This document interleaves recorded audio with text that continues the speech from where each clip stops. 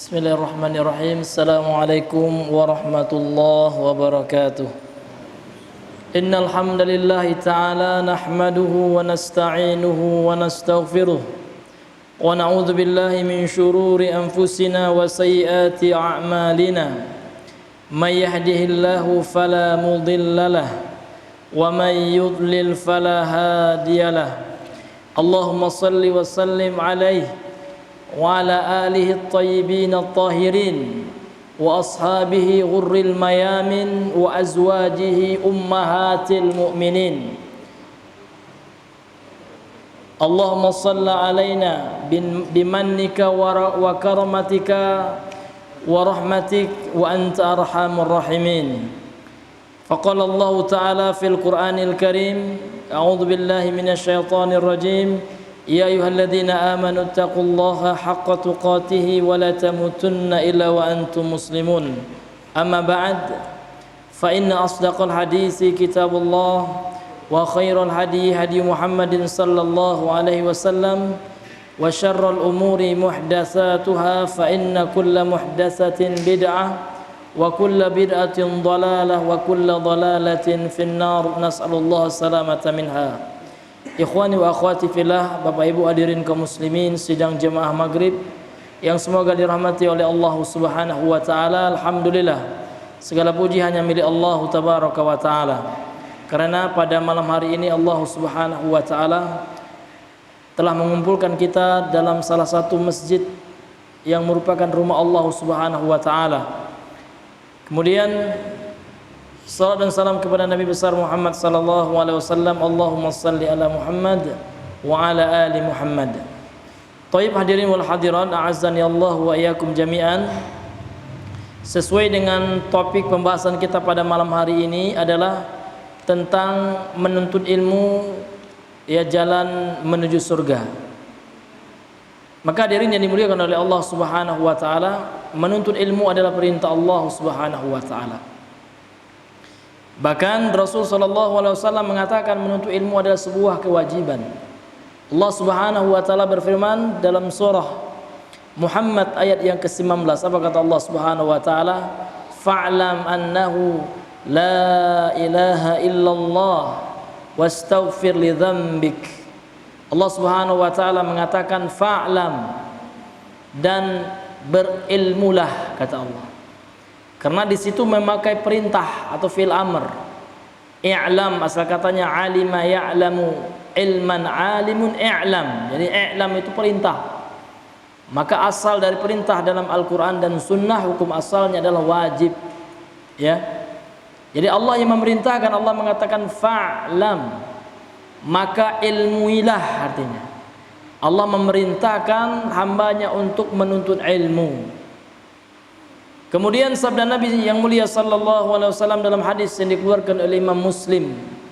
Kemudian beliau mengatakan hadisun hasanun sahih, hadis hasan sahih. Kata beliau rahimahullahu taala, talabul ilmi fariidatun ala kulli muslim. Menuntut ilmu itu adalah sebuah kewajiban bagi setiap muslim dan termasuk muslimah. Jadi menuntut ilmu adalah sebuah kewajiban, dan dia adalah ibadah yang Allah Subhanahu wa taala telah syariatkan. Karena setiap ibadah-ibadah yang Allah wajibkan, maka sarananya itu adalah ilmu. Sehingga para ulama usul fikih mengatakan ma la yatimmul wajibu illa bihi fahuwa wajibun. Ya, apabila tidak sempurna sesuatu yang wajib kecuali dengannya, dengan sarana tertentu, maka sarana itu hukumnya juga wajib. Ya, suatu ibadah yang hukumnya wajib, maka ini tidak akan sempurna dilakukan melainkan dengan menempuh suatu sarana, dengan menempuh suatu sebab. Maka sebab yang mengantarkan kepada yang wajib ini hukumnya juga wajib. Sehingganya para ulama usul fikih juga mengatakan, ya, al-maqasid laha hukmul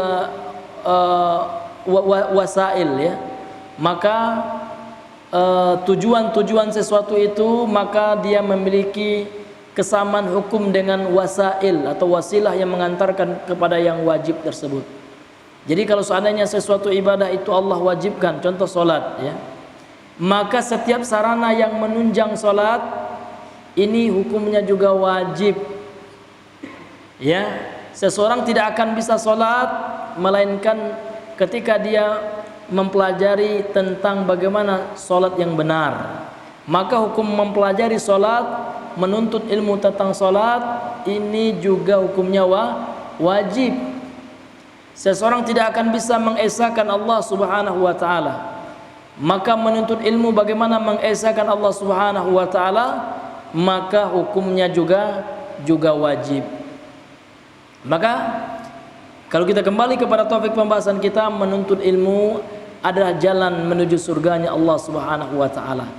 Jadi hadirin yang dimuliakan oleh Allah Subhanahu wa ta'ala, tujuan kita hidup di dunia ini ya adalah untuk meraih kebahagiaan di hari esok. Kalau kita tanyakan kepada setiap muslim ya, walaupun yang muslim ini mungkin seorang muslim yang fasik, yang fajir ya, ketika kita tanyakan kepadanya, ya, maukah engkau memasuki surga? Ya, pasti hati kecilnya menginginkan surga tersebut, karena Allah sudah fitrahkan bagi orang yang beriman. Jadi memang kebahagiaan yang sebenarnya adalah ketika seseorang itu meraih surganya Allah Subhanahu wa ta'ala. Inilah kebahagiaan yang sebenarnya. Inilah hakikat keberuntungan itu. Karena Allah Subhanahu wa ta'ala yang sudah mengkabarkan, menginformasikan kepada kita jauh sebelum 1400-an tahun yang lalu, ketika Allah turunkan Al-Quran melalui malaikat Jibril kepada Rasulullah, Allah telah berfirman dalam surah Ali Imran ayat 185. Allah Subhanahu wa ta'ala berfirman, ayat yang sering kita dengar ya. Kata Allah Subhanahu wa ta'ala, kullu nafsin dha'iqatul maut wa innama tuwaffawna ujurakum yawmal qiyamah faman zuhziha 'anil nari wa udkhilal jannata faqad faz wa mal hayatud dunya illa mata'ul ghurur. Kata Allah Subhanahu wa ta'ala mengingatkan hambanya akan ketidakabadiannya di dunia, akan kesementaraannya di dunia, bahwasanya kehidupan dunia adalah kehidupan yang sementara. Allah ingatkan hambanya dengan firman-Nya, kullu nafsin dha'iqatul maut, setiap jiwa pasti akan merasakan kematian. Wa innama tuwaffawna ujurakum yaumal qiyamah, dan hanya saja di hari kiamatlah ganjaran-ganjaran ibadah-ibadah kebaikan yang dilakukan oleh seorang hamba, Allah akan sempurnakan ganjarannya, pahalanya di hari kiamat. Kemudian Allah mengatakan, faman zuhziha 'anil nar, barang siapa yang Allah selamatkan dari neraka, wa udkhilal jannah, dan dimasukkan ke dalam surga, faqad faz, maka sungguh dialah orang yang beruntung itu. Jadi inilah keberuntungan yang sebenarnya. Wa mal hayatud dunya illa mata'ul ghurur, kehidupan dunia ini melainkan kesenangan yang banyak menipu manusia. Sehingga Nabi mengatakan dalam hadis sahih Muslim ya, yaqulul abdu mali mali, hambaku mengatakan, kata Rasulullah, hartaku hartaku, wa innama min mali salasun, sesungguhnya harta manusia itu hanya 3 saja kategorinya, kata Rasul sallallahu alaihi wasallam. Wa ma akala fa'afna, wa ma labisa fa'abla, wa ma a'ta faqatana, wa ma siwa dzalika fadhaibun wa tariku linnas.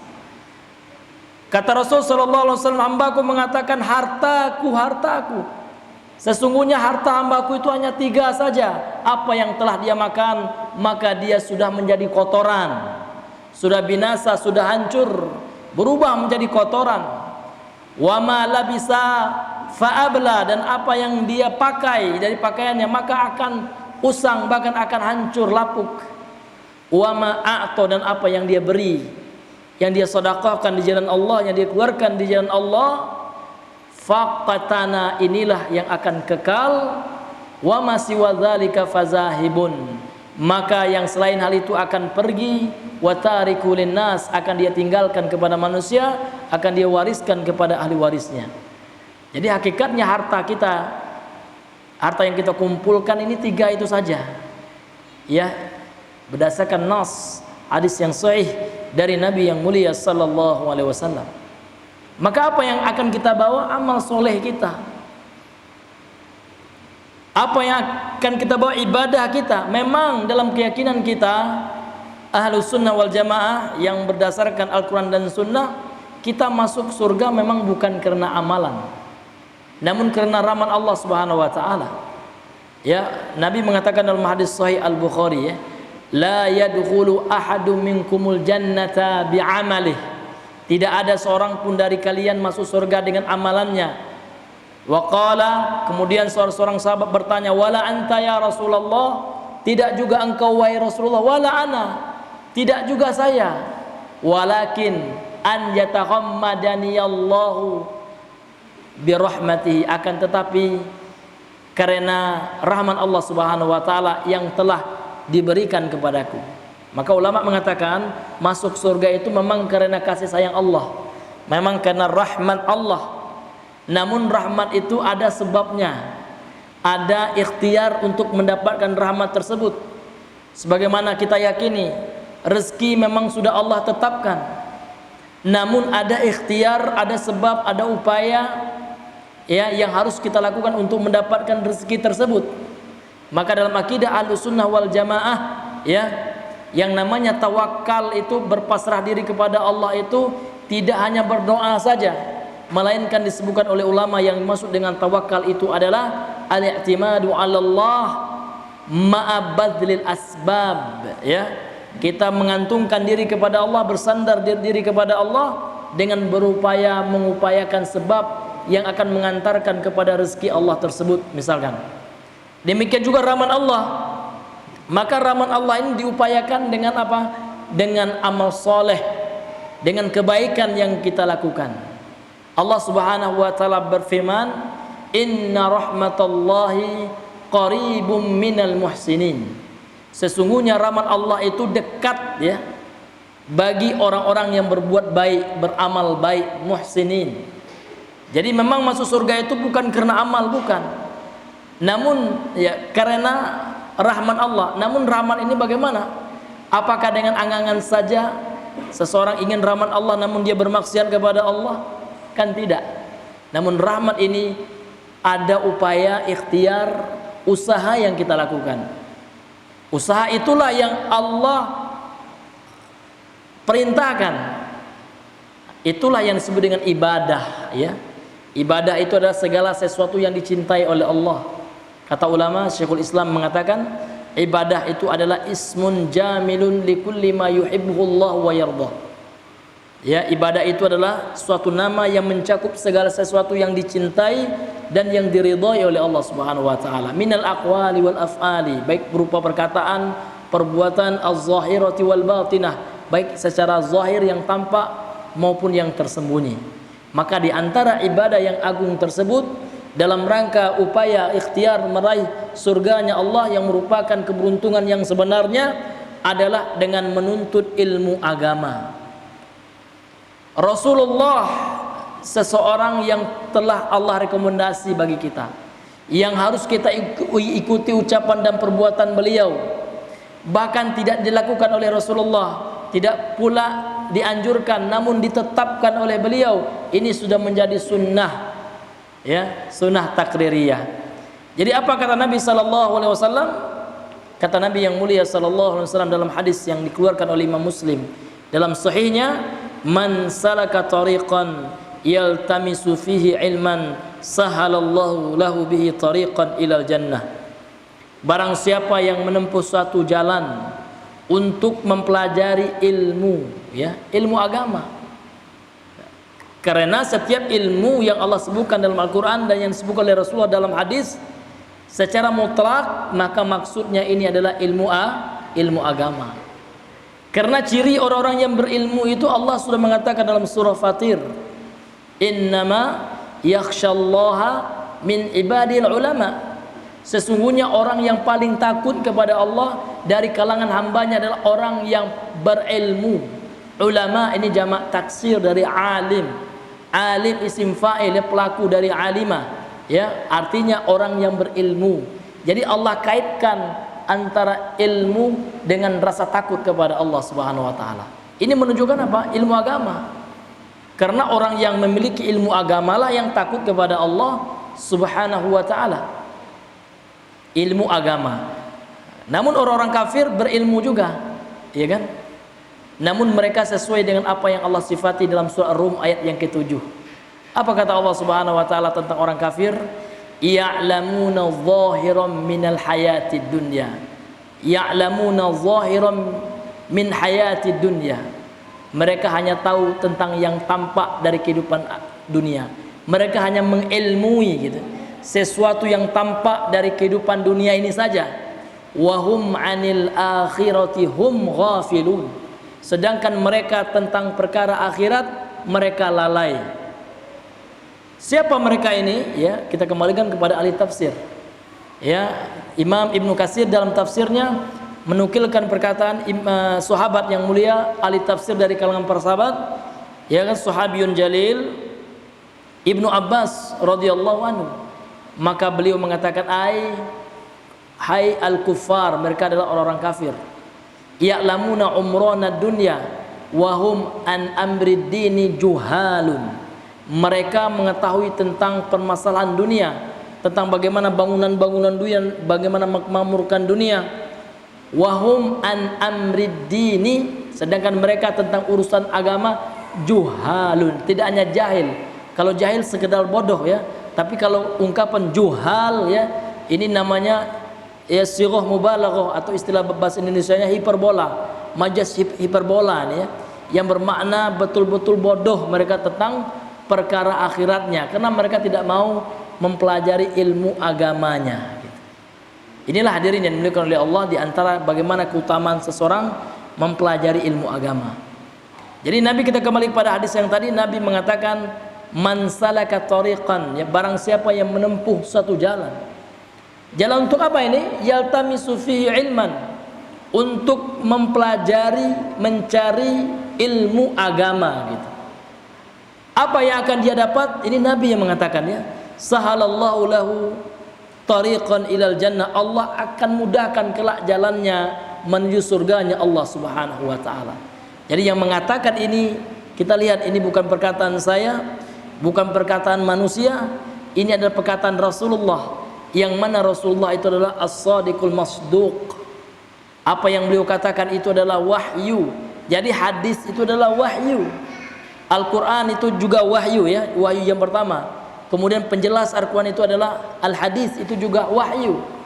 Nabi sendiri yang mengatakan utitul Qur'ana wa mislahu ma'ahu. Aku diberikan Al-Quran dan yang semisalnya bersama dengan Al-Quran, yaitu al-hadis. Ya, jadi Nabi memotivasi umatnya, termasuk kita, supaya kita betul-betul semangat dalam menuntut ilmu. Motivasinya adalah surga.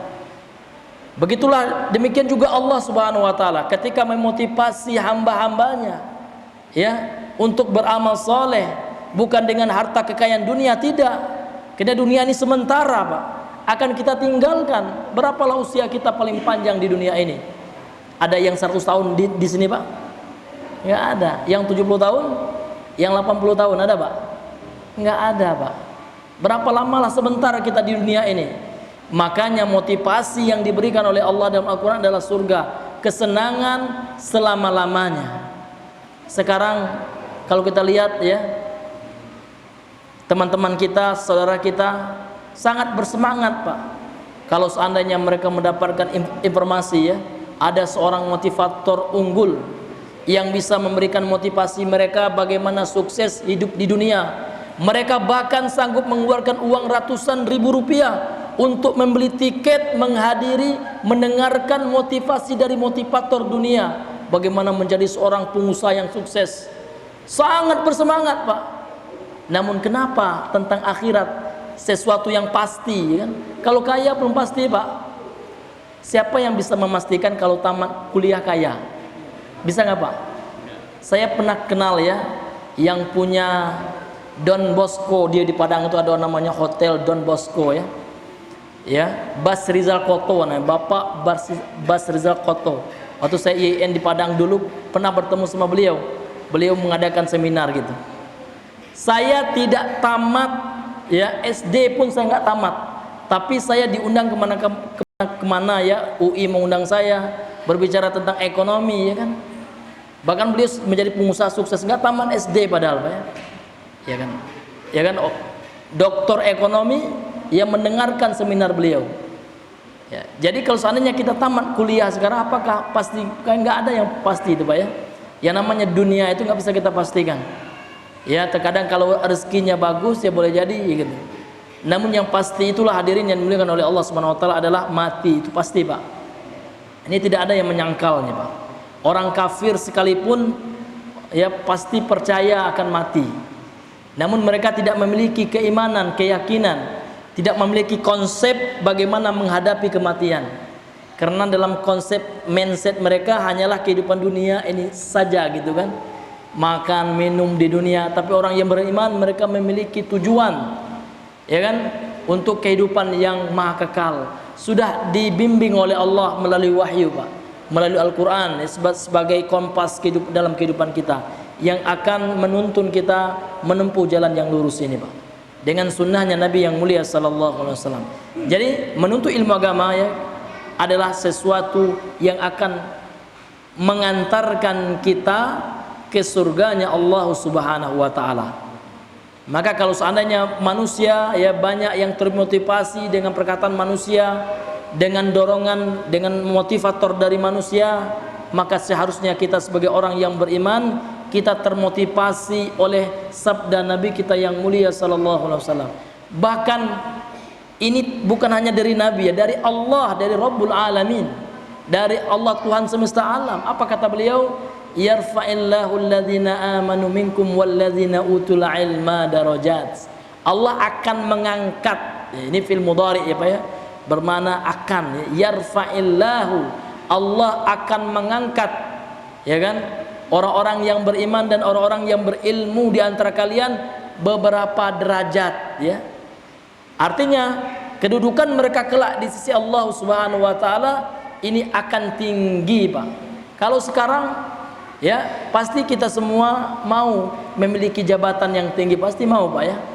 Ini fitrahnya manusia, ya kan? Secara fitrah pasti mau kita memiliki jabatan, ya kan? Terpandang di mata manusia. Namun ya tentu yang kita paling inginkan sebagai seorang yang beriman, bagaimana derajat kita tinggi di sisi Allah Subhanahu wa taala. Maka salah satu sebabnya adalah menuntut ilmu agama. Ya, menuntut ilmu agama ini hadirin yang dimuliakan oleh Allah Subhanahu wa taala. Kemudian menuntut ilmu agama ini hadirin yang dimuliakan oleh Allah Subhanahu wa taala adalah tanda kalau Allah Subhanahu wa taala menginginkan bagi hambanya kebaikan. Ini barometer ya. Di mana tahu kita Allah itu mau kebaikan bagi kita? Ya kan? Di mana Pak? Taunya kita adalah ketika seseorang itu mau mempelajari dan menuntut ilmu agama. Berarti Allah inginkan kebaikan pada dirinya. Yang menginformasikan ini bukan saya ya. Yang mengatakan ini adalah baginda yang mulia sallallahu alaihi wasallam dalam hadis yang sahih dikeluarkan oleh Imam Bukhari Muslim. Ya kan, hadis muttafaqun alaih. Apa kata Nabi yang mulia sallallahu alaihi wasallam? May yuridillahu bihi khairan yufaqihu fid din. Siapa saja yang kalau Allah menginginkan kebaikan pada dirinya, maka Allah Subhanahu wa taala akan buat dia paham terhadap masalah agamanya. Pahamnya seseorang terhadap masalah agama Pak, tidak datang bin salabin begitu saja, tidak. Namun butuh usaha di sini Pak. Ketika kita dilahirkan semuanya sama. Apa kata Allah Subhanahu wa taala? Wallahu akhrajakum min butuni ummahatikum la ta'lamuna syai'an. Wallahu, sesungguhnya Allah lah akhrajakum, yang telah mengeluarkan kalian, min butuni ummahatikum, dari perut-perut ibu kalian. Bagaimana keadaannya? La ta'lamuna syai'an, kalian tidak mengetahui sesuatu apapun. Dalam keadaan nol Pak. Ya. Kemudian setelah itu barulah seseorang itu berupaya untuk menuntut ilmu. Jadi beda kita dengan Imam Syafi'i, ya, dengan Imam Abu Hanifah, Imam Thabit bin Nu'man, Abu Hanifah, Imam Malik, Imam Ahmad bin Hanbal. Ketika kita lahir sama, Pak, sama-sama nggak tahu apapun. Namun bedanya mereka adalah orang-orang yang sangat rajin, ya, sangat bersemangat di dalam mempelajari ilmu agama. Jadilah mereka sebagai orang-orang yang alim, ya, orang-orang yang imam dalam agama ini. Inilah hadirin yang dimuliakan oleh Allah Subhanahu wa taala. Ya, jadi kita sama, ya Pak, ya. Kita dilahirkan dalam keadaan sama, namun yang membedakan adalah bagaimana keinginan kita, motivasi kita dalam mempelajari ilmu agama. Bahkan Imam Ibnu Mas'ud, ya, sahabat yang mulia, mengatakan la yuladu ahadun aliman. Tidak ada seseorang itu yang dilahirkan langsung alim, tidak ada. Tidak ada seorang itu lahir langsung hebat, langsung berilmu, tidak ada. Innamal ilmu bita'allum. Sesungguhnya ilmu itu didapat dengan dipelajari, Pak, dengan diusahakan. Dan menuntut ilmu ini Pak, bukan kewajiban para santri di pondok saja, atau bukan kewajiban para mahasiswa di fakultas-fakultas agama saja, atau kewajiban para kiai, para ustadz, para alim ulama, tidak, Pak. Kita kembali pada hadis yang awal, talabul ilmi faridatun ala kulli muslim. Menuntut ilmu ini wajib atas seluruh kaum muslim, karena dialah ibadah. Ilmu yang mana yang wajib itu, Pak? Ilmu yang mana dengannya seseorang bisa mengamalkan sesuatu yang Allah wajibkan. Contoh, mentauhidkan Allah, apa hukumnya, Pak? Wajib. Jadi menuntut ilmu tentang ilmu tauhid, hukumnya juga wajib. Salat hukumnya apa, Pak? Wajib. Jadi mempelajari ilmu bagaimana fikih salat yang benar, ya kan, yang sesuai dengan, ya, dengan contoh yang dilakukan oleh Rasulullah, ini juga wajib. Ya, berpuasa hukumnya apa? Wajib. Dan segala yang Allah wajibkan, maka mempelajari ilmu tentangnya adalah wajib. Dan segala yang Allah haramkan, mempelajari ilmu bagaimana apapun yang Allah haramkan. Kena yang haram itu, Pak, meninggalkannya itu berpahala, ya, melakukannya itu berdosa. Maka mempelajari ilmu tentang perkara-perkara yang Allah haramkan, ini juga wajib, sehingga kita tidak terjatuh kepada apa yang Allah haramkan tersebut. Ya, thayyib, ya, karena waktu Isya sudah masuk, ya. Insyaallah kita sambung lagi sedikit nanti, mungkin setelah sholat Isya. Subhanakallahumma bihamdika asyhadu an la ilaha illa anta astaghfiruka wa atubu ilaik. Assalamualaikum warahmatullahi wabarakatuh.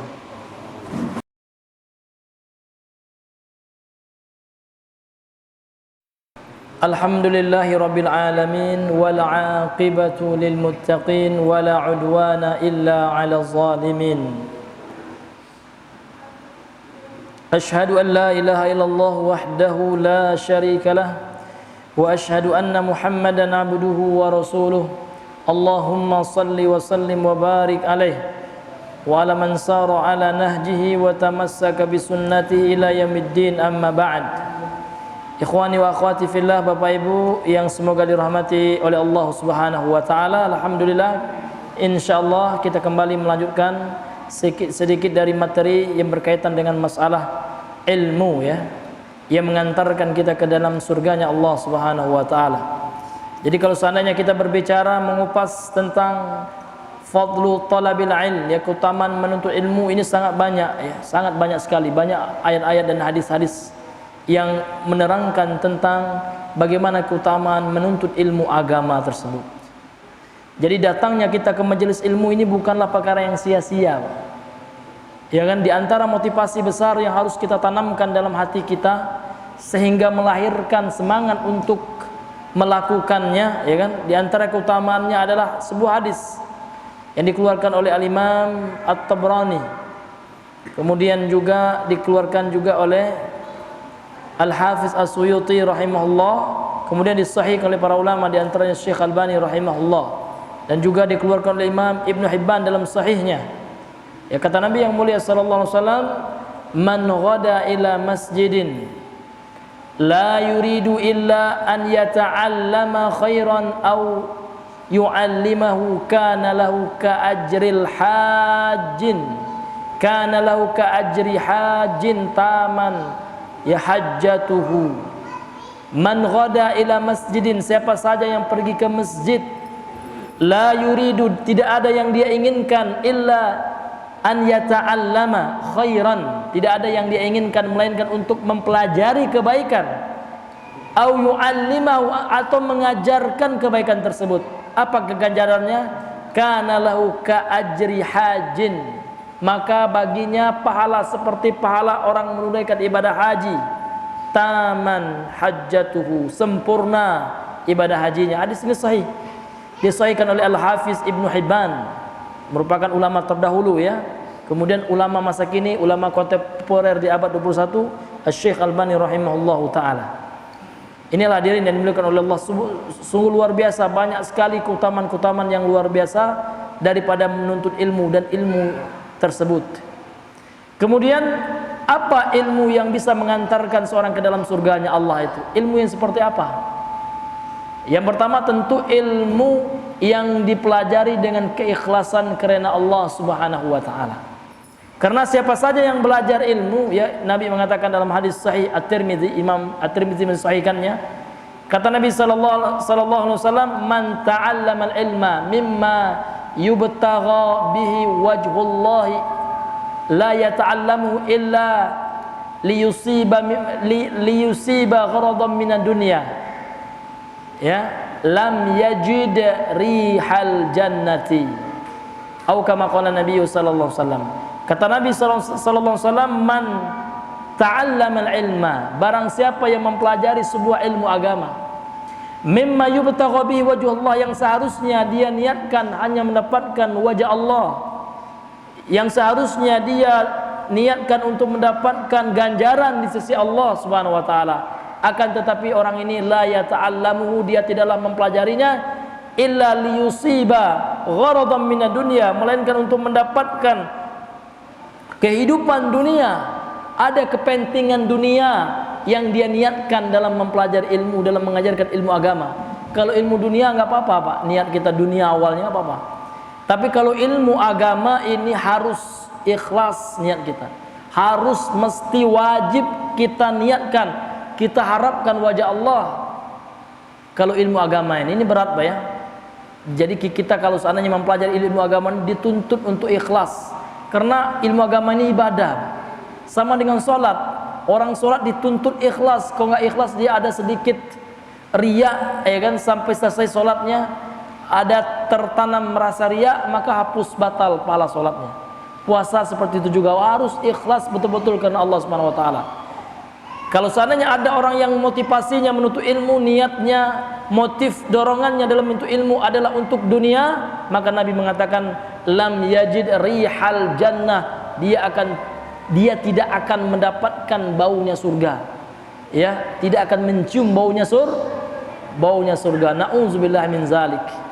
Bahkan kita tahu dalam hadis qudsi, ya, dikeluarkan oleh Imam Bukhari, salah satu yusa'aru finnar, ya, ada 3 kelompok manusia yang akan dilemparkan ke neraka jahanam. Yang pertama kali diadili oleh Allah. Siapa 3 kelompok ini Pak? Ternyata 3 kelompok ini adalah orang yang mulia betul. Yang pertama adalah seorang mujahid, ya kan, yang telah terbunuh di jalan Allah, berjihad di jalan Allah. Kelak ditanya oleh Allah, lima jahata fid dunya, engkau di dunia dulu berjihad karena apa? Apa dorongan motivasi niatanmu apa? Dia mengatakan, laka ya Allah, karena engkau. Maka Allah Maha tahu, kazabta, engkau berbohong, engkau berdusta. Walakinnaka jahadta fid dunya liyuqala annaka mujahid wa qad qil, atau kama qala Nabi sallallahu alaihi wasallam. Akan tetapi niatmu di dunia itu supaya dikatakan pahlawan, pemberani, dan itu sudah dikatakan engkau sudah memperoleh gelar pemberani, bukan ikhlas karenaku. Kemudian Allah perintahkan malaikat menyeret dengan wajahnya di bawah Pak. Kemudian dilemparkan ke neraka jahanam. Nauzubillahi min zalik. Kemudian yang kedua adalah seorang yang berilmu. Dalam riwayat yang lain adalah seorang penghafal Al-Quran, seorang qari Al-Quran. Ditanya oleh Allah dengan pertanyaan yang sama, dia menjawab karena Allah bantah, kazabta, bohong. Engkau menuntut ilmu agama di dunia supaya dikatakan seorang yang alim, supaya engkau berbangga-bangga dengan ilmumu. Nauzubillahi min zalik. Jadi ilmu yang akan mendatangkan manfaat kepada kepada orang yang berilmu tersebut ya adalah ilmu yang dipelajari ikhlas karena Allah Subhanahu wa taala. Makanya Rasulullah setiap pagi ya selalu mengamalkan doa, Allahumma inni as'aluka ilman nafi'an. Ini ilmu yang bermanfaat, Pak. Ilmu yang dituntut ikhlas karena Allah Subhanahu wa taala. Ya, kemudian inilah ilmu yang nanti akan bermanfaat sampai kepada orang meninggal, terus mengalir pahalanya. Dalam Sahih Muslim Nabi mengatakan, "Idza mata ibnu Adama inqata'a 'alamu illa min salas." Apabila anak Adam meninggal, terputuslah amalannya kecuali 3 hal yang diantaranya adalah dari 3 hal ini adalah ya kan? Wal ilmun nafi'u yuntafa'u bihi, ya, wal ilmun nafi'u yuntafa'u bihi, dan ilmu yang bermanfaat bagi orangnya. Jadi bermanfaat di sini adalah yang pertama kali ilmu yang dituntut karena Allah Subhanahu wa taala. Kemudian yang bermanfaat yang kedua adalah ilmu yang secara zatnya itu bermanfaat, ya. Bukan ilmu sihir, bukan ilmu perdukunan, bukan ilmu santet, ya. Ilmu sihir itu semuanya diharamkan oleh Allah Subhanahu wa taala. Bahkan pelakunya bisa jatuh ke dalam kekufuran.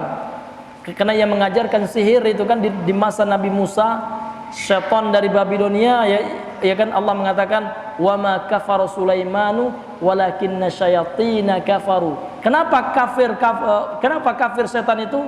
Yu'allimunan nasa sihra, karena mereka mengajarkan sihir kepada manusia, ya kan? Bahkan sihir itu ya kata Nabi dalam hadis Sahih Al-Bukhari, ya kan? Ijtanibu sab'al mubiqat. Jauhilah oleh kalian 7 hal yang membinasakan. Nomor 2-nya adalah sihir. Yang pertama ya kan asyirku billah was-sihru. Yang kedua adalah sihir. Dan para penyihir, ya istilah kita sekarang para dukun. Nah ini nauzubillah, Pak. Orang-orang yang mendatangi dukun ini dalam Sahih Muslim ya, Nabi mengatakan mengancam ya tidak akan menerima pahala solatnya selama berapa lama, Pak? 40 hari 40 malam. Ya kan? Man ata arrafan au kahinan fas'alahu an syai'in falan tuqbal lahu salatu arba'ina yauman wa fi riwayah arba'ina lailan. Barang siapa yang mendatangi tukang ramal, penyihir, tukang tenduh, santet gitu, Pak ya. Meskipun dibungkus dengan ayat-ayat Al-Qur'an terkadang, Pak. Nah, namun di situ dicampur ya, untuk mengelabui manusia. Masuk juga di situ mantra-mantra, minta kepada tuan guru, minta kepada selain Allah, maka masuklah di situ perbuatan syirik ya. Tercampur dengan perbuatan syirik dalam mantra-mantranya. Soalnya saya pernah baca juga, Pak ya. Saya pernah lihat di internet ya. Apa saja mantra-mantra dukun gitu. Kemudian ada juga mantra yang mantan dukun juga dia ceritanya ada juga ke kalimat la ilaha illallah, berkat kalimat la ilaha illallah juga gitu. Namun di dalamnya terkadang ya bercampur dengan meminta kepada tuan guru. Ya kan? Ketika seorang meminta kepada selain Allah, disitulah masuk perbuatan syirik itu, dan itu disukai oleh syaitan sehingga dibantulah oleh syaitan gitu. Ya maka ya perdukunan dalam agama kita ini termasuk dosa besar dan ini termasuk sihir. Ya sepakat para ulama ya ini adalah dosa besar ya. Bahkan Imam Az-Zahabi ya memasukkan dia ya ke dalam salah satu dosa besar dalam kitab beliau Al-Kabair itu ya, dosa-dosa besar. Jadi ilmu yang bermanfaat itu adalah yang pertama ikhlas ya, orang yang mempelajarinya ikhlas. Kemudian yang kedua, secara materinya, kandungannya yang dipelajari adalah sesuatu yang diridhoi dalam syariat, yang bermanfaat gitu. Bukan yang tidak bermanfaat ya, baik itu yang mengandung dosa syirik maupun dosa maksiat, seperti apa? Seperti ilmu ribawiyah gitu ya. Atau ilmu cara mencuri gitu, Pak ya. Nah, ini semua adalah ilmu-ilmu yang tidak bermanfaat, yang pelakunya tidak boleh ya mengamalkannya dan mempelajarinya, kecuali ya dalam rangka untuk meluruskan orang yang melakukan perbuatan tersebut ya. Terkadang para ulama kita ya dipelajari juga kitab-kitab sihir ya, ada juga yang berbahasa Arab ya, seperti Mujarrabat, itu termasuk kitab sihir, Pak ya. Kemudian ada Tajul Muluk namanya. Ini kitab sihir yang berbahasa Arab ya. Terkadang diterjemahkan, dipelajari, kemudian dikasih embel-embel ilmu hikmah. Jangan tertipu, Pak, ya kan? Berkedok hikmah namun isinya penuh dengan khurafat dan kesyirikan itu. Ya kan? Ada ajian-ajiannya, mantra-mantranya, supaya dapat ilmunya harus puasa mutih. Nggak ada itu ya. Puasa mutih nggak pernah dicontohkan oleh Rasulullah. Yang ada itu, Pak, puasa Ramadan ada. Ya kan? Nggak ada nama puasa mutih, mana? Nggak ada. Dalam 4 mazhab nggak ada dalam fikihnya itu, Pak. Nah, itu hanya diciptakan oleh orang-orang yang mencampur aduk agama ya dengan niat kebatinan gitu ya. Sehingga mereka ingin mendapatkan ilmu sebenarnya, ilmu kebatinan ya kan, yang dibungkus supaya yang dilabeli dengan agama untuk menipu orang awam. Sehingga orang-orang yang paham agama ya mudah, sehingga dia dapat ajian supaya kebal ya. Ajian bahkan yang lebih parah ajian pemanis ya. Pelet dan lain sebagainya. Orang pelet, Pak, ajiannya puasa pati geni juga, Pak. Pakai puasa padahal melet itu, nauzubillah ya. Jadi syariat Allah ini ingin dicampur aduk dengan kebatilan. Talbis ya, bainal haq dan batil, mencampur adukan antara kebenaran dan kebatilan itu ya. Jadi ilmu yang bermanfaat itu adalah secara zatnya, kandungannya bermanfaat dan membawakan amalan bagi orang yang berilmu itu ya.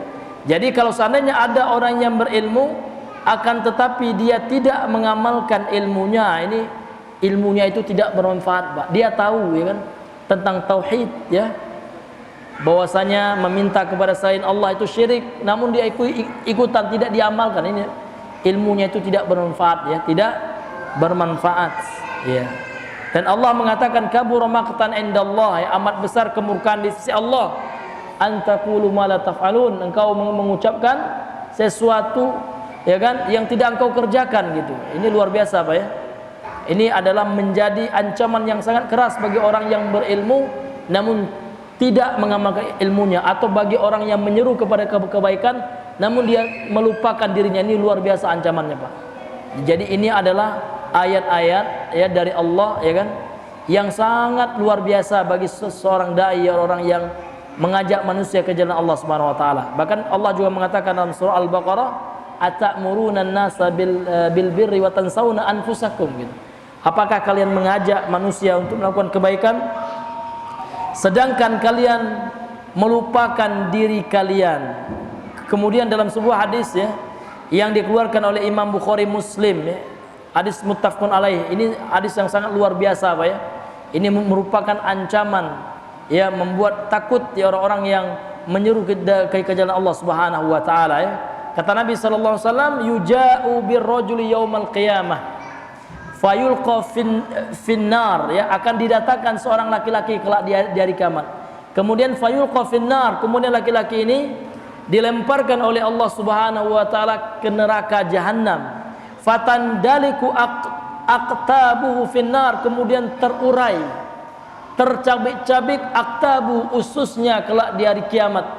Fayaduru kama yadurul himaru birahahu, kemudian dia berputar sebagaimana berputarnya keledai pada penggilingannya. Jadi zaman dahulu ya, di zaman Rasulullah itu orang-orang untuk menggiling gandum itu, Pak, menggunakan jasa keledai gitu. Jadi keledai itu diikat ya kan, kemudian disuruh berputar ya supaya bisa digunakan untuk menggiling, ini menggerakkan alat penggiling gandum itu, Pak. Jadi orang-orang ini, laki-laki ini ya, dia nanti dicampakkan oleh Allah ke neraka jahanam, kemudian berhamburan usus-ususnya, kemudian setelah itu dia berputar-putar ya seperti keledai di neraka jahanam itu. Fayastami'u ahlun nari alaih, kemudian para penghuni neraka ya, ahli neraka berkumpul kepada orang ini. Fayaquluna ay fulan, kemudian ahli neraka berkata, wahai fulan, ma sya'nuka, apa yang terjadi padamu gitu. Alaysa kunta ta'muruna bil ma'ruf wa tanhana 'anil munkar, bukankah dahulu engkau di dunia mengajak kami untuk melakukan kebaikan dan melarang kami daripada kemungkaran? Maka orang ini mengatakan ya kan, qala kuntu amurukum bil ma'ruf wa anhaakum 'anil munkar ya kan, fala atihi, dahulu memang aku mengajak kepada kebaikan, mengajak kalian kepada kebaikan, wala atih, akan tetapi aku sendiri tidak melakukan kebaikan itu. Wa anhaakum 'anil munkar wa atih, dan aku dahulu melarang kalian kepada kemungkaran, justru aku yang melakukan kemungkaran itu. Ya kan? Aku memperingatkan ke kalian dari sebuah dosa, namun ternyata aku yang melakukan dosa itu. Nauzubillahi min zalik. Ini ancaman yang keras, Pak ya. Orang-orang yang tidak mengamalkan ilmunya. Orang-orang yang hanya menyampaikan namun dia tidak mengamalkannya. Ini adalah hadis sangat luar biasa, Pak ya, yang membuat kita menjadi takut, khawatir ya. Dan kita selalu berdoa kepada Allah, semoga Allah Subhanahu wa taala memperbaiki setiap amalan-amalan kita. Jadi ilmu yang bermanfaat itu adalah ilmu yang dituntut ikhlas betul-betul karena Allah Subhanahu wa taala. Kemudian ilmu yang bermanfaat itu adalah ilmu yang secara zatnya itu bermanfaat dan bisa memberikan manfaat bagi orang yang berilmu tersebut sehingga melahirkan amal saleh. Itu tanda ilmu yang bermanfaat, Pak. Ya kan, ada orang yang belajar agama lama sekali, Pak. Pas pulang nggak pernah sholatnya. Ya, ke masjid pun nggak terlihat. Padahal sudah 2 tahun, 3 tahun, 7 tahun di pondok, Pak. Yang lebih parah itu, Pak, ada mantan santri ya. Setelah itu menjadi pemabuk, ada juga, na'udzubillahi min zalik. Itu ilmu yang tidak bermanfaat, itu jelas sekali, Pak ya. Ya, kita berdoa kepada Allah, Pak, supaya Allah Subhanahu wa taala memberikan kepada kita hidayah taufik untuk bisa kita mengamalkan ilmu ini. Menuntut ilmu itu susah ya, butuh kesabaran, butuh keikhlasan, dan mengamalkannya itu jauh lebih susah, yang butuh doa. Ya, kita butuh doa kepada Allah, kita butuh doa kepada Allah, Pak. Bagaimana Allah Subhanahu wa taala bisa ya menetapkan hati kita sehingga kita bisa istiqomah, konsisten menjalankan ilmu, mengamalkan ilmu yang telah kita pelajari. Ya. Dan orang yang menyampaikan ilmu pun luar biasa ancamannya, Pak ya. Kalau kita renungi hadis ini, subhanallah, sangat luar biasa sekali ya. Kita sangat khawatir dan takut ya, kalau seandainya kita mengajak orang kepada kebaikan, ternyata kita sendiri yang melalaikannya, tidak mengamalkannya. Kita melarang orang dari yang mungkar, ternyata kitalah pelaku kemungkaran itu. Nauzubillah. Ya, maka kelak diancam oleh Rasulullah. Dan apa yang dikatakan oleh Rasulullah itu bukanlah bualan beliau ya, bukanlah dari perasaan dan logika beliau, melainkan apa yang beliau sampaikan itu adalah wahyu dari Allah yang telah diwahyukan kepada beliau.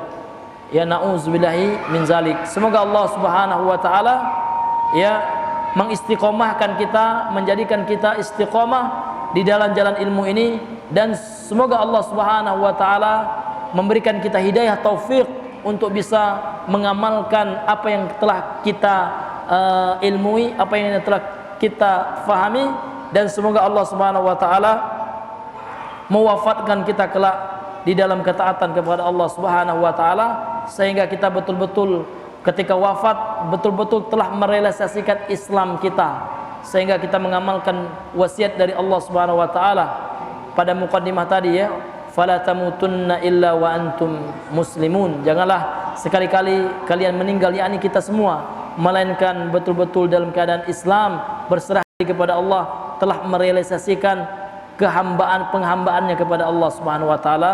Amin amin ya rabbal alamin ya. Baik, Bapak Ibu hadirin ikhwan akhwat yang dirahmati oleh Allah Subhanahu wa taala, tidak terasa sudah jam 8 ya. Mungkin sebelum kami tutup ya, karena dari panitia tadi katanya sampai jam 8 saja. Sebelum kita tutup, mungkin ada di antara para ikhwah, akhwat, peserta sekalian ya Bapak Ibu yang dirahmati oleh Allah Subhanahu wa taala, mungkin ada yang ditanyakan seputaran materi yang telah kita bahas atau hal lainnya yang berkaitan dengan agama kita. Kalau seandainya kami ada ilmunya, insyaallah kita akan berbagi di majelis kita di malam hari ini. Maka kami persilahkan. Falyatafadhal mashkuran.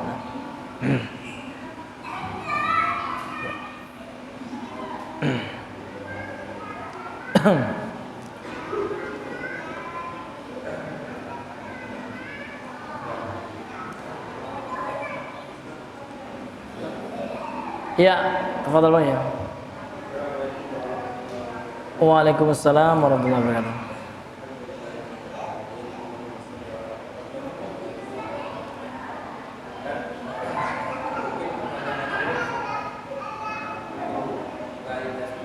Iya, apa ya?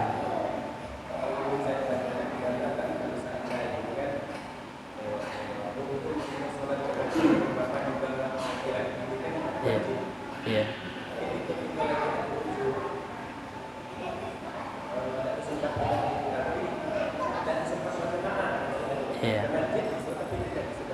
Iya. Sedangkan kita di rumah sebenarnya kalau seandainya kita ke masjid, apakah sudah selesai jamaah kita Iya. sudah lebih afdal kita ke masjid atau kita sholat jamaah di rumah? Iya. Oh gitu ya. Atau ke masjid. Sedangkan kita memang masih dalam aktivitas itu ke masjid dan sudah ada aturan sendiri kan? Oh iya. Jamaah itu Iya. jamaah di masjid. Iya. Gimana kan jamaah di masjid dan jamaah di rumah atau sholat sendirian di masjid? Oh iya gitu ya. Jadi memang apa namanya itu hukum sholat berjamaah ke masjid ya. Ini ada khilaf di antara ulama ya kan. Namun yang dipilih oleh sebagian para ulama, bagi laki-laki yang mukim yang tidak memiliki uzur syar'i ya, ini wajib bagi laki-laki yang mukim, artinya bukan dalam keadaan safar. Kalau dalam perjalanan maka gugur kewajiban sholat berjamaah gitu. Kecuali kalau dengar azan ya. Nah, kalau sempat lebih afdol juga sholat berjamaah. Namun kalau memang tidak sempat dalam perjalanan maka gugur kewajiban sholat berjamaah. Kemudian tidak ada uzur syar'i, artinya tidak dalam keadaan sakit gitu ya, atau uzur yang lainnya seperti hujan ya kan, dan lain sebagainya ya, maka ini diusahakan untuk sholat berjamaah di masjid. Namun kalau seandainya terlambat bagaimana ya? Mana yang lebih utama ya? Kalau kita terlambat sholat di rumah saja atau di masjid gitu ya? Nah, lihat dulu ya. Kalau terlambat berarti ada uzurnya ya. Kalau seandainya ada uzur syar'inya, alasan dia terlambat itu karena ada uzur syar'i, maka otomatis boleh sholat di rumah gitu Pak. Kalau ada alasan uzurnya ada gitu kan. Iya, maka kalau seandainya sholat berjamaah di rumah itu lebih afdol ya. Ya itu lebih afdol ya. Iya. Dan kalau seandainya dia punya uzur pun ya, tidak sholat berjamaah pun tidak apa-apa ya. Memang ada alasan syar'inya untuk tidak sholat berjamaah gitu. Ya ketimbang dia sholat terlambat ya kan di masjid gitu. Karena memang dia ada alasan untuk tidak sholat berjamaah gitu. Wallahu a'lam bishawab ya. Ya. Salam.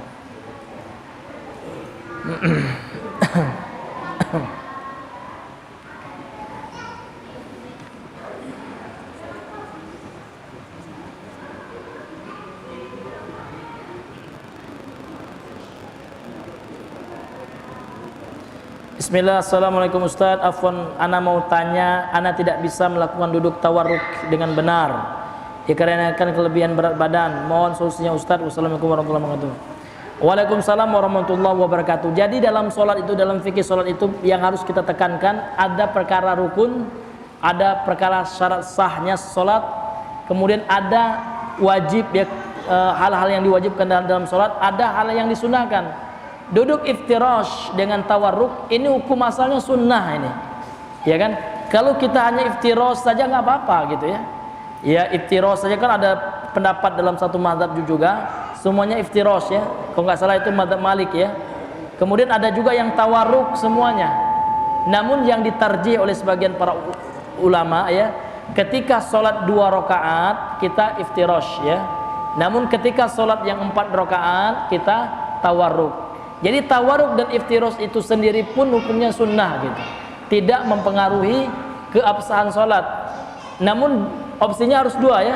Kalau tidak iftirash, tawarruk. Tapi kalau duduknya lain pula bentuknya, bukan iftirash dan tawarruk, nah itu tentu ya tidak sesuai dengan yang dicontohkan oleh Rasul. Rasul yang mencontohkan 2 aja. Kalau enggak iftirash, tawarruk. Ya, apalagi dalam keadaan seperti ini ya, dalam keadaan memang dia tidak menyengajanya ya. Dalam keadaan emergensi seperti ini ya tentu dibolehkan gitu. Wallahu a'lam bishawab. Assalamualaikum Ustaz, ana mau nanya, apa yang lebih mulia, adab apa ilmu di sisi Allah? Apakah seorang berilmu sudah bisa dikatakan beradab, tetapi ada seorang sedikit ilmu tapi mempunyai adab ya? Thayyib ya.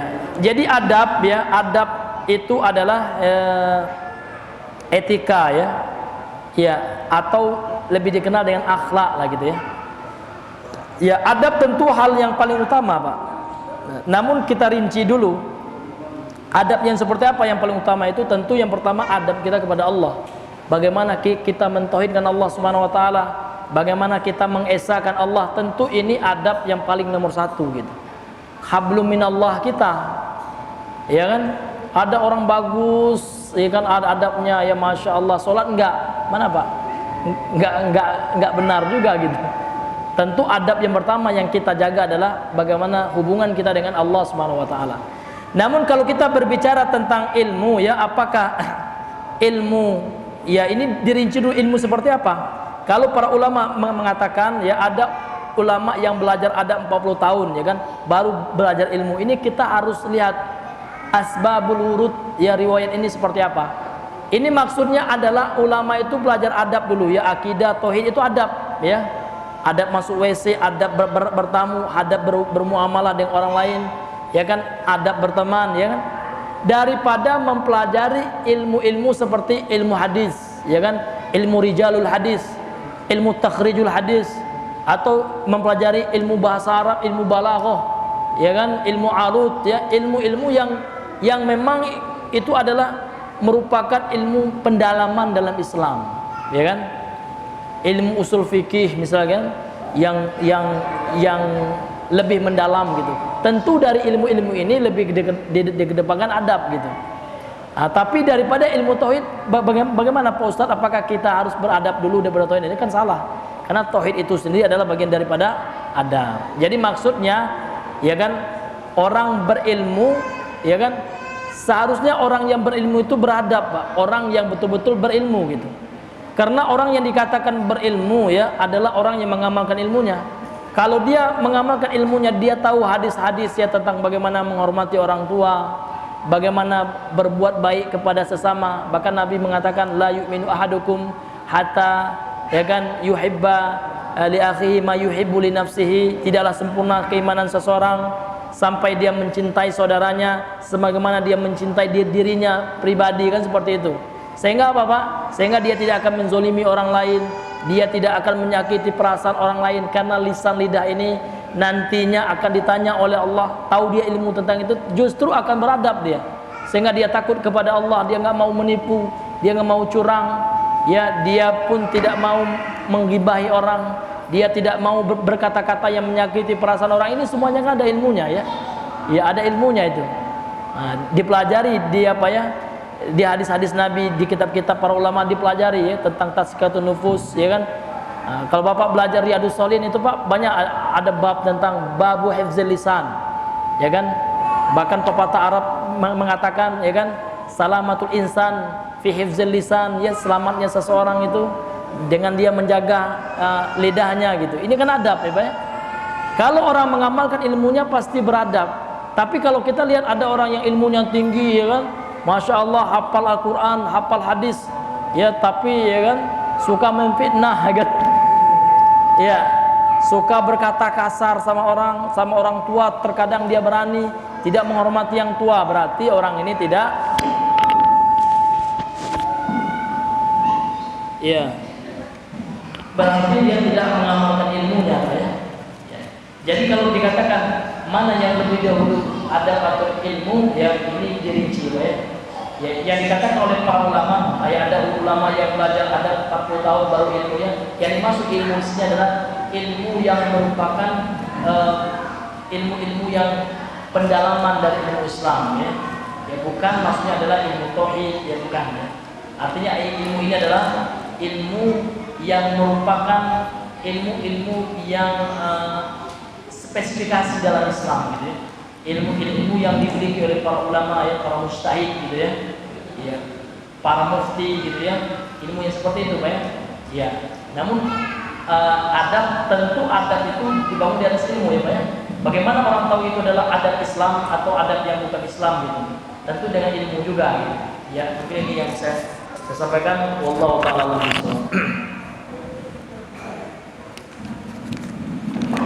Ya.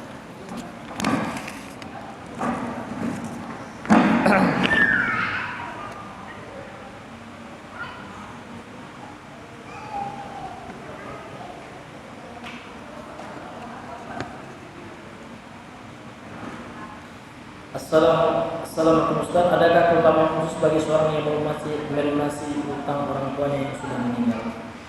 Iya, melunasi utang orang tua ini kan kewajiban ahli waris, ya. Yang namanya wajib, ya, utamanya apa? Sesuatu, apa definisi wajib, apa makna wajib? Yang wajib itu adalah yusabu fa'iluhu. Pelakunya akan diberikan pahala tentu. Ya kan? Ya, tentu pelakunya akan mendapatkan pahala. Wala yu'aqab wa yu'aqabu tariku. Kemudian diancam dengan siksa bagi orang ya kan yang melakukannya ya. Yang namanya wajib pelakunya diberikan pahala dan yang meninggalkannya diancam dosa oleh Allah Subhanahu wa taala. Ya, tentu ini adalah keutamaan yang luar biasa ya. Karena sesuatu yang wajib itu dicintai oleh Allah Subhanahu wa taala. Kalau kita melakukan ibadah-ibadah yang wajib, ya kan membayar utang ini termasuk ibadah ya. Membayar suatu hal yang wajib ya hukumnya gitu. Bahkan Nabi ya pernah tidak mensolatkan, Nabi SAW pernah tidak mensolatkan orang yang masih memiliki utang gitu kan. Sahabat dipersilakan, tapi Nabi tidak. Ini menunjukkan apa? Menunjukkan perkara hutang itu bukan perkara sepele gitu ya. Karena hutang itu Pak, ya kan tidak hanya di dunia, urusannya sampai ke akhirat gitu. Ya, orang yang sengaja tidak membayar utang, dia punya uang tapi di ulur-ulurnya dia tidak ada niatnya kan. Nah, ini nauzubillah apa ya? Nanti di hari kiamat dia akan menggadaikan pahalanya. Kalau nggak ada pahalanya, dia harus mengambil dosa orang yang dia ambil haknya dengan nama berhutang itu. Kalau ada niatan dia tidak mau membayar utang itu. Nah, mana yang lebih afdal ya? Sedekah infak ke masjid, sedekah ke anak yatim, atau membayar utang orang tuanya? Tentu ya membayar utang. Karena membayar utang ini wajib hukumnya. Sedangkan sedekah ke masjid itu kan sunnah gitu ya. Nah, tentu yang lebih afdal adalah membayar utang orang tua kita. Kalau kita mampu Pak ya, kita wajib Pak ya, sebagai ahli waris, sebagai anaknya orang tua kita. Kalau kita mampu ini, kalau mampu Pak ya, kalau mampu gimana lagi gitu kan? Allah tidak memampankan kita melainkan sesuai dengan kemampuan kita ya. Kalau kita mampu maka wajib ya bagi kita sebagai ahli waris ya untuk membayarkan hutang bagi orang tua kita. Namun dengan catatan kalau mampu ya. Wallahu a'lam bishawab. Iya Bang. Ya. Waalaikumsalam warahmatullahi wabarakatuh.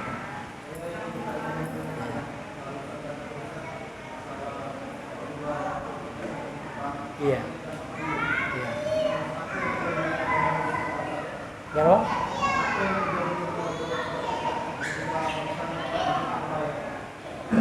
Kalau seandainya kita mampu ya kan? Iya. Kalau kita tidak mampu gitu ya. Iya, kalau seandainya kita tidak mampu ya, maka orang tua kita tetap ya akan membayar hutangnya gitu ya. Namun ini dilihat juga ya Pak ya. Kalau seandainya orang tua kita ini dia dahulu di dunia memang betul-betul nggak ada uang dia dahulu Pak. Jadi kita mohon aja ya, kita bermohon kepada Allah Subhanahu wa taala, mudah-mudahan Allah memberikan uzur kepada orang tua kita. Namun dengan catatan memang orang tua kita nggak ada uang untuk bayar hutang gitu. Namun kalau sebaliknya sebenarnya adalah uang gitu ya. Namun kalau malas bayar hutang kita ini nggak ada uzur ya. Ya memang dia ada uang namun nggak mau bayar gitu. Tapi kalau memang betul-betul nggak ada uang sama sekali ya, untuk bayar itu nggak ada uang gitu ya. Nah itu kita berdoa kepada Allah, mudah-mudahan saja gitu ya. Mudah-mudahan saja Allah dengan sifat kasih sayang Allah mengampuni yang memberikan uzur kepada orang tua kita ya. Memberikan kelonggaran gitu ya. Ya Allah a'lam bishawab.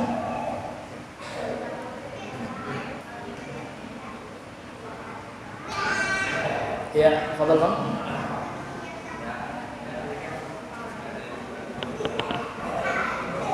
Ya, agak keras saja Bang, soalnya ada suara anak juga. Ya. Enggak kedengaran.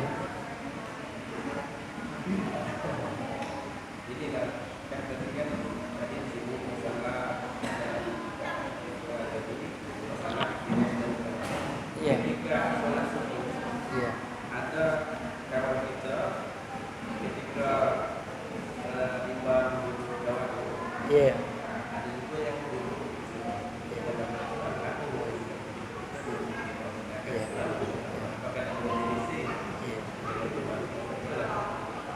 Iya. Ya seperti yang sudah kita sampaikan, masalah dulu tawarruk ikhtiras itu perkara sunnah gitu ya.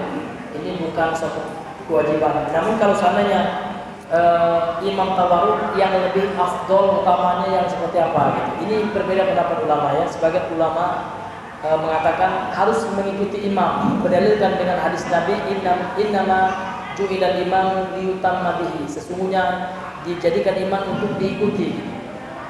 Jadi dia berdalil, dia sebagai ulama berdalil dengan teks hadis ini, zahir daripada hadis ini.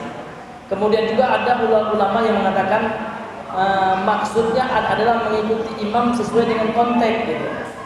Ya, kalau seandainya imam di 4 rakaat dia masih di 2 rakaat ya kan, maka dia iftiros. Karena dia ketika imam 2 rakaat kan iftiros dan jumlah rakaatnya kan masih 2 rakaat gitu.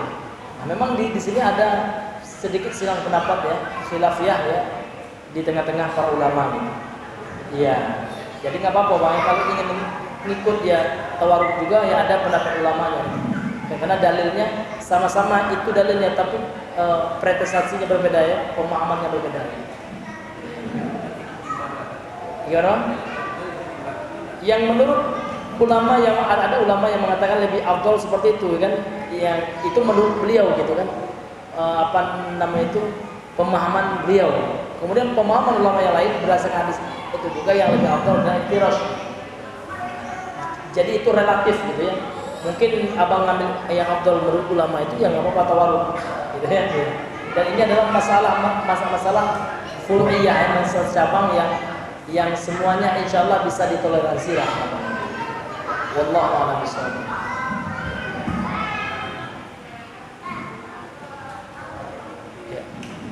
Ya, Toyib, mungkin ini saja yang bisa kami sampaikan dulu. Semoga apa yang kami sampaikan ini bermanfaat terutama bagi kami yang menyampaikan, kemudian bagi para ikhwah sekalian ya. Semoga apa yang kita lakukan ini mendapatkan keberkahan dari Allah Subhanahu wa taala. Kemudian kita tutup dengan doa kafaratul majelis. Subhanakallahumma wa bihamdika asyhadu an la ilaha illa anta astaghfiruka wa atubu ilaik. Assalamualaikum warahmatullahi wabarakatuh.